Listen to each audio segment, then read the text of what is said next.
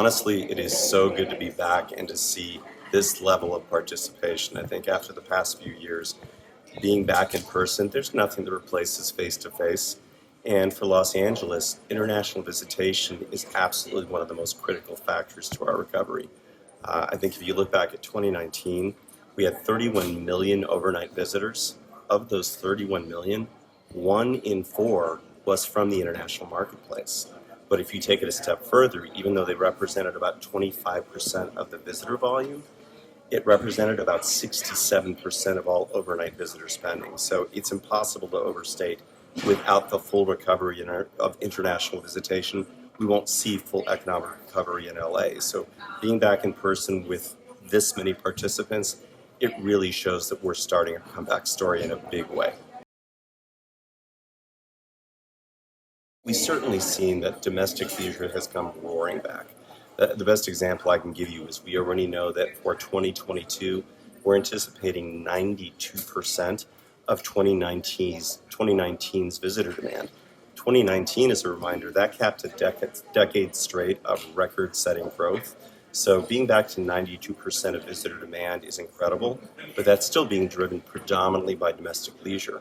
So we're really looking to the international marketplace and professional meetings and events to continue to drive that recovery. The other thing I should say is the thing I love about LA, and it's my adopted home of over 30 years now, is the experience is constantly evolving. I mean, even during the pandemic, you saw this incredible new investment in infrastructure and new attractions and these incredible major events. So even if people haven't been in LA in a couple of years, they'll be astonished to see how much new there is to do.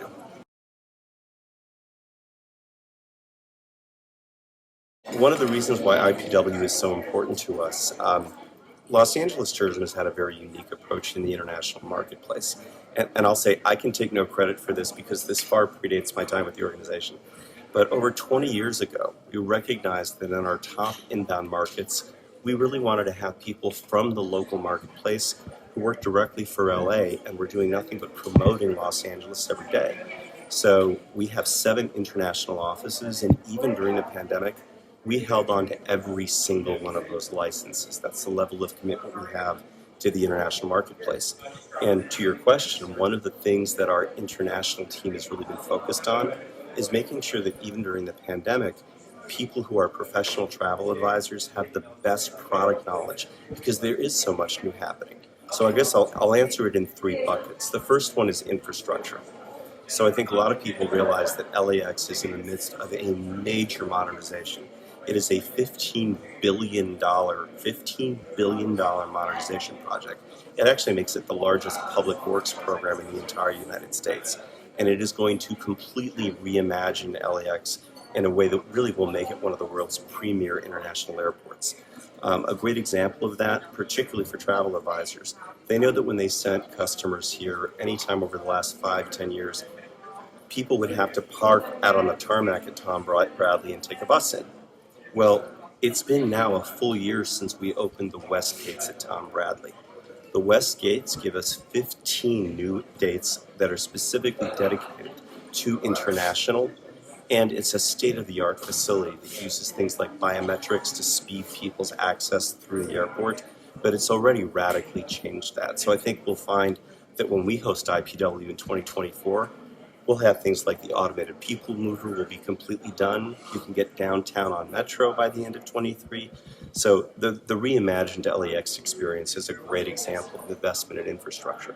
Another good example is hotels. If you look at the development community, and having spent almost 20 years in the hotel side of the business, when I look at really the health of the destination, I look at whether developers are continuing to put investment into the market. Well, remarkably, even last year, in the midst of the pandemic, we added 2,100 new hotel rooms in LA, which is just astonishing. But it's because people see this incredible long-term potential. And one of the really interesting things for travel advisors, there's been this huge boom of lifestyle and boutique properties. So recognizing that we have a mix where we have a lot more millennials and Gen Z audiences coming, they're looking for authentic LA experiences, and these boutique hotels have come up all over LA's 6 regions. And then you switch to attractions. I think an example right next to me here, if you look at the Academy Museum of Motion Pictures, It opened last September, and I will tell you, it has become the hottest ticket in town.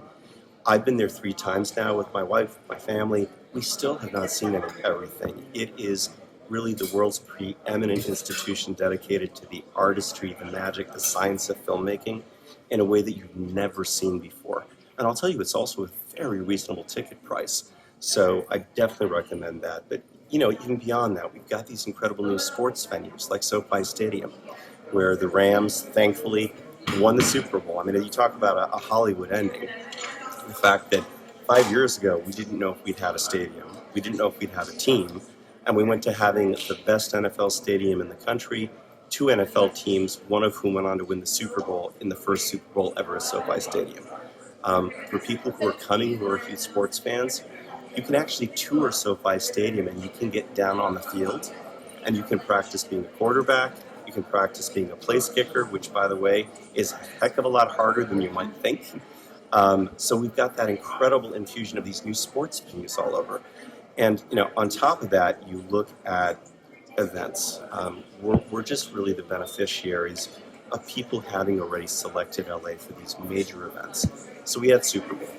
Almost every year over the next decade, we have at least 2 or 3 major industry or sporting events. So next year in 2023, actually I'll start this year. This July, we'll be hosting Major League Baseball's All-Star Game. Next year, we have the College Football Playoff National Championship game, as well as the U.S. Open for golf out at LA Country Club. In 24, we'll be hosting IPW. In 26, we're a candidate city to host the World Cup, and then obviously the run-up to the granddaddy of them all with the Olympic and Paralympic Games. That's one of the reasons we're so optimistic about the future of LA, is because there are so many demand drivers. We actually have more demand drivers coming out of the pandemic than we had going into it.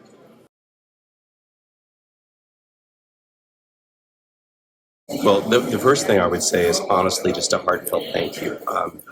The travel advisor community has been so critical to our ability to consistently communicate with customers, even all the way through the pandemic. I mean, even when people were not traveling, our international offices and our domestic team were working constantly with the travel trade to make sure they were up to speed on what are the safety protocols, because LA remains very committed to health and safety. What's open? What can you expect when you come to LA? So we are just so grateful for the ongoing partnership with Travel Trade.